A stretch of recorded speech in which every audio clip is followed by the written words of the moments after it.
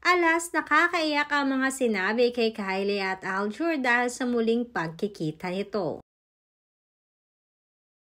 Madaming Aljur fanatics ang sadya namang kinilig nitong nakaraang araw na spotted na magkasama ang ex-lovers na sina Kylie at Aljur.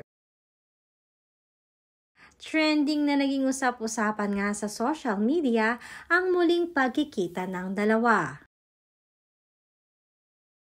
Nagkaroon kasi ng program sa school ng mga anak ni na Aljur at Kylie na sinaalas, kaya naman todo ang naging pagsuporta ng dalawa sa anak nito.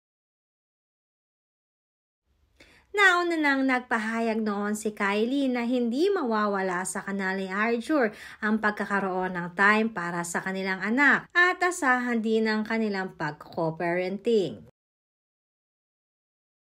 Kaya naman madami ang kinilig dahil kitang-kita di umano sa body language ng bawat isa na mukhang may spark pa din ang dalawa.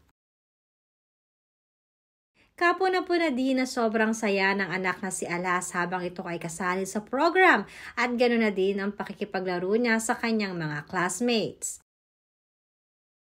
Kaya lamang ang hindi naman inaasahan ng mga marites sa school ay nang magsalita di umano si Alas na ang saya-saya niya na makita ang mama at papa niya together. Ayon pa rin sa aming source ay halatang na-miss din di umano ni Kylie at ni Aljur ang isa't isa. Sana din daw di umano ay palaging nakaka-attend ang dalawa ng magkasama.